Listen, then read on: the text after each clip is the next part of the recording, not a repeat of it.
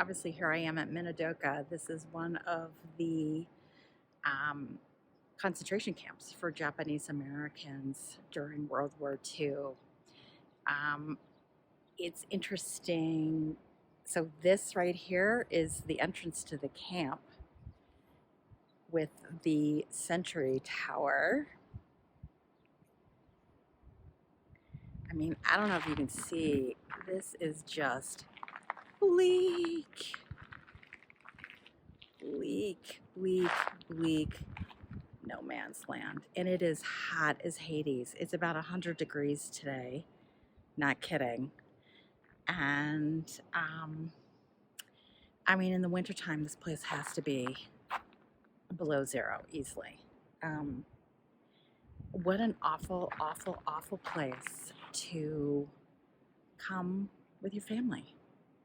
Right over here is a mess hall, and over here is a barracks.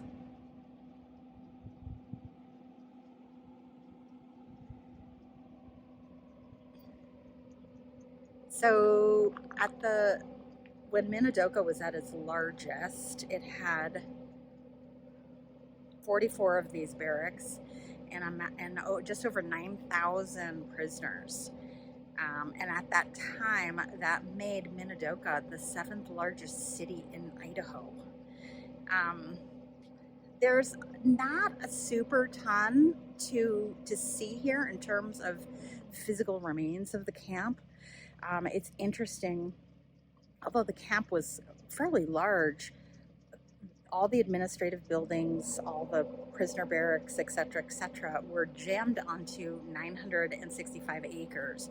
And so the 800 acres were turned into farmland to feed the prisoners. And after the war, interestingly enough, that farmland was actually given away to U.S. Veterans, white veterans, of course. And so the farmland that you see all around us is a product of the efforts of the prisoners to cultivate the land. So it's interesting too, the signage around here. So again, some of the signage refers to this as a relocation camp, which is what they were officially called at the time. But it's interesting to see how some of that has changed to internment camp. You do see concentration camp. You see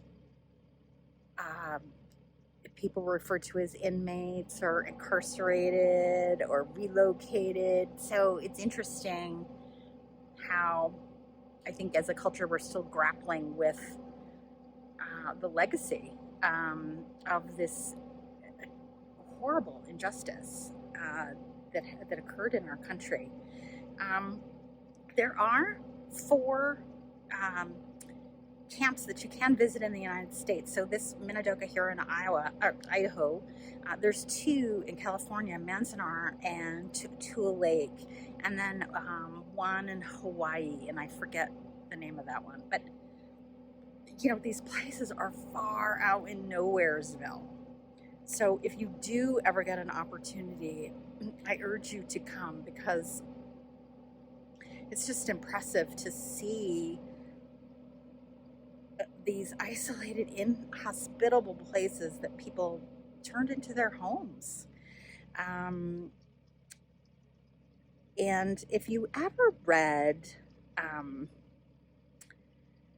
They Called Us Enemies, the graphic biography from George Takei, that I think is a great way to get a feel for what life was like in these camps, particularly from a young person's point of view. So it is, again, hot as blazes here. So I'm going to jump back in the van and head to Craters of the Moon, where I will soon be roasting on a lava field. Okay, see ya. Hey, welcome back. It's Sarah from Roadworthy. So I hope you enjoyed that footage. Again, I've got pockets of stray footage for my summer road trip that I'll plop in. And if I was thinking, I would have selected World War II books that sort of tie into the trip of Minidoka, but I wasn't thinking. So the first book that I read is My Father's House by Joseph O'Connor. I picked this up and not realizing that this is the first of a trilogy based on the life of Monsignor Hugh O'Flaherty. And he worked in the Vatican. So during World War II, he ran an escape line in Vatican City. So partisans or prisoners of war or, British personnel or Americans or whoever, if they could make it to Vatican City, he and his network would help them escape. Let me back up and remind people or tell people in case they didn't know. When the Nazis came and took over, occupied Rome, Vatican City was technically neutral. And so, people could escape Nazi occupied Italy via Vatican City. And so in real life, Hugh O'Flaherty ran this escape line. And so this particular book outlines a mission that they took in Christmas Eve of 1943. There were rumors coming down that the Nazis were going to crack down, and there was an ever-present threat that the Nazis would invade Vatican City.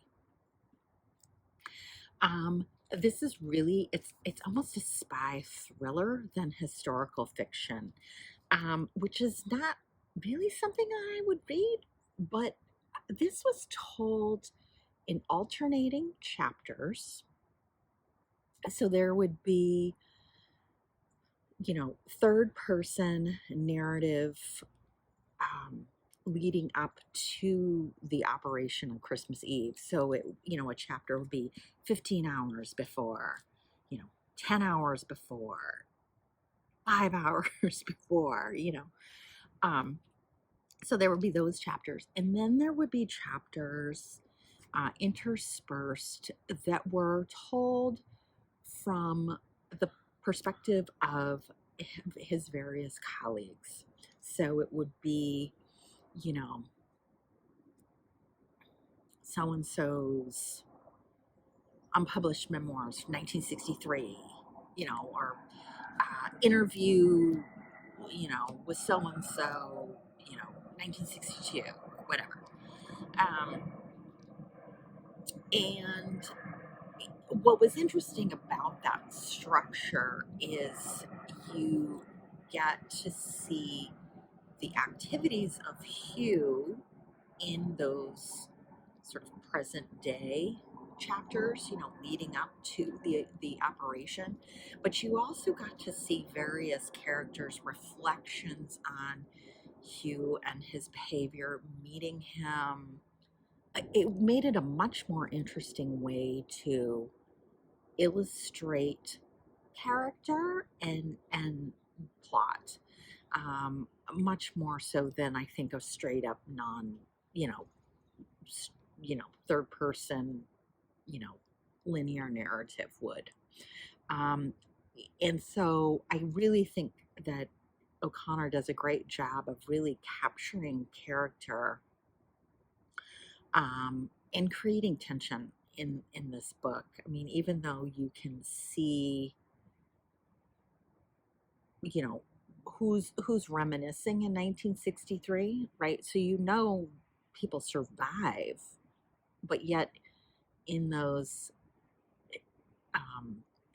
chapters, the contemporary chapters, there's still a lot of tension and a lot of questions in your mind of how it all is going to play out. So this was actually I really really enjoyed. I One of the things too that was in here a little bit, that maybe he'll get into more with the subsequent books is the Vatican's role during World War II. What I appreciate that O'Connor did was sort of give you some hints that the political situation for the Pope and the Vatican was perhaps a little bit more complex and nuanced than I was initially thinking. So appreciated that. So, this is genre fiction, but I would say it's really well done. My second uh, accidental World War II book was The Postcard by Anne Berest. And this is translated by Tina Kovar. I picked this up because Anne Berest is actually going to be at my local bookstore. Um, so I'm going to go to that author event. This book has won several awards in France and is wildly popular in France. So I thought I would pick it up. I just noticed both of these books are published by Europa Editions. I did not know Europa Editions would publish such genre fiction.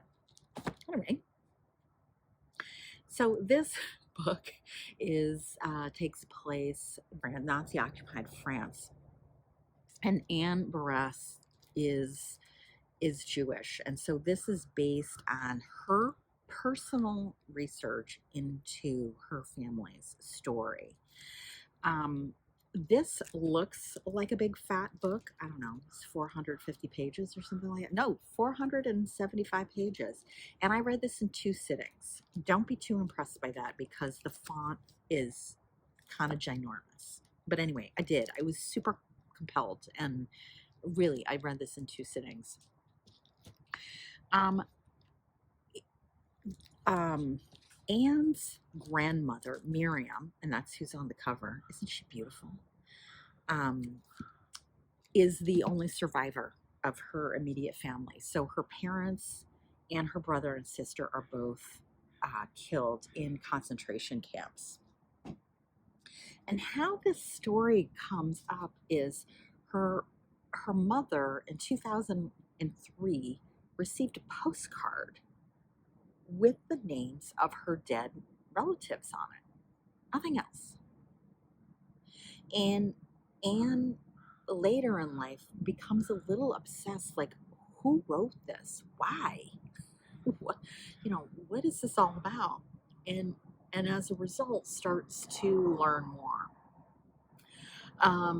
So I would say the first half of this book really kind of feels like a traditional Holocaust narrative. It really goes through her family's history and how they ended up being deported and killed. Part of what comes out in this book is just, again, people's failures to read the signs of what's coming, in that sense that, if we just go along, if we just follow the rules, if we just demonstrate that we're good French people, we'll be okay. And I feel like those are 2 very common themes that come out in Holocaust literature. But I think the second half really is more of her search for what the heck with this postcard. And I think what really comes out nicely is that intergenerational trauma that Anne's mother starts to have a lot of difficulty the more Anne uncovers. There's a lot of that family silence, people not wanting to talk about what happened. It's interesting too as they, go to talk to neighbors and things like that who probably knew her great grandparents. Um, the shame and guilt that comes out from these people who weren't even complicit with the events that happened in the 1940s, right? They were maybe young kids, but still feeling that shame and guilt of what happened in their country. So I thought Berest did a really great job of really kind of interweaving those two narratives, that current day narrative with the historical narrative. And again, Tina Kovar's translation is great. And so I'm go to see this event. I want to say it's mid-October. So I'm kind of excited to hear her discuss more about it. Then I listened to Obelisk Gate by N.K. Jemison. This is the second book in her Broken Earth trilogy. This book won the Nebula Award. This book has rave reviews on Goodreads. A lot of people on Goodreads said, oh, she avoided the second book syndrome. I don't think so. To me, this felt like the middle book, for sure. This is told by 2 points of view. Essen, who's our main character, and to me, her storyline felt very stagnant. She's not moving. She's not going anywhere. She's in town. There's no character arc here.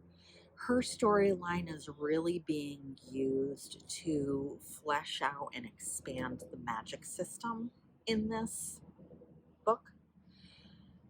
The second point of view is from a new character. So a different character than the first book, I should say. To me, that perspective really felt like it was setting up book 3. So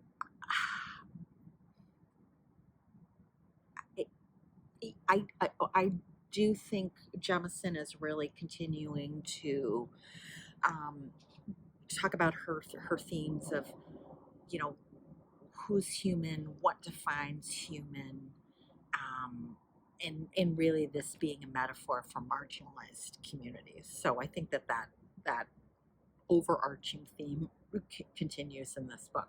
So I do have the third book on hold. I feel like I've come this far. I might as well finish. And I do feel like, again, I'm not a huge fantasy reader, but I do feel like this is well done. The final book I completed this week is ELPASO, a punk story by Benjamin Villegas. This is translated by J. Noden, published in 2018 in Spain, and published by Deep Vellum in 2021.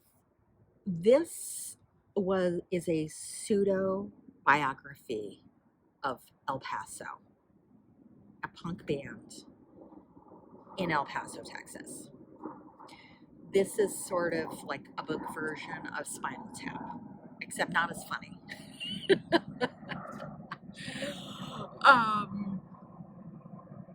This is fun.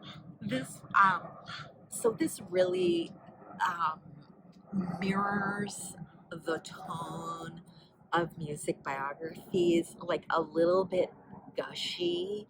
That the author is clearly in on the scene, and the unrecognized greatness of this band, and is a fan. The first half of this book is really outlining how the band got together, started making music, um, the two main characters, Daniel and Ricardo,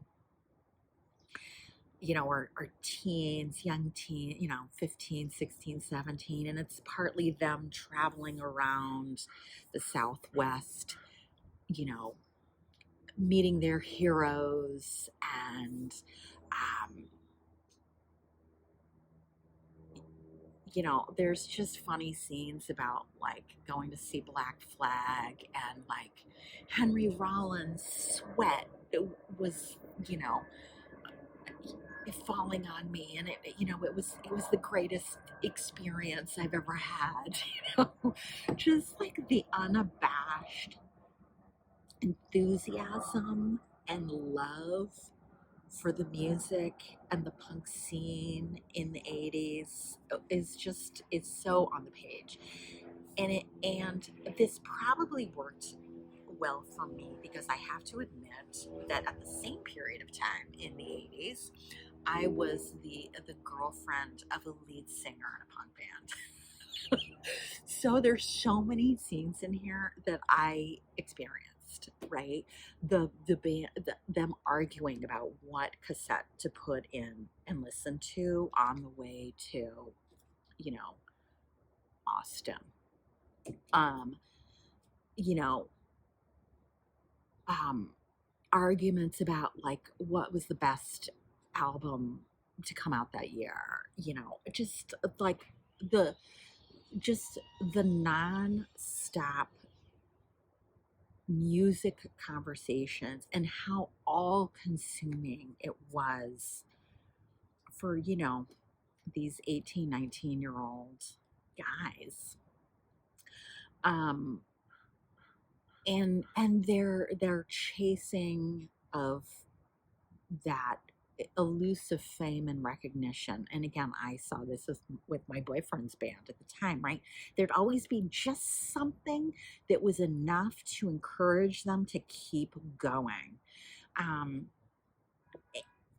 and then there'd be just a whole series of defeats, but then there would just be some positive thing that happened that they were like, oh, we're just, if we just keep going a little bit more, we're going to break through. So that was the first half, and that was really fun for me. The second half, I felt like the pacing slowed down a little bit, and it really charts the band's demise. If you shared that musical passion, or if you were involved in a band, or you had a good friend who was involved in a band, you'll totally recognize, this will feel so like legit. So this was a lot of fun. I went to see James McBride at the library. He had an author event, and I read Good Lord Bird, loved Deacon King Kong, loved Good Lord Bird, and James McBride is just a charming, funny, delightful person, and so I knew I was going to really enjoy this book. And I think I read to chapter 7 and decided I need to listen to this in audio. McBride has such a lyrical way of writing. There's like a cadence and a rhythm. His dialogue can be so snappy and witty and sarcastic sometimes. Just the character descriptions can be that way as well, and I just feel like it lends itself to audiobook form, and so I was enjoying this book, but I know I will enjoy it way more if I listen to it. So I went ahead and put the audiobook on hold, and I think there's like 600, like I will get to listen to this in 6 months. So that is what I read. That's what I got going on. So that's it. Hope you guys are all doing well, and I will catch you in the next one. See ya.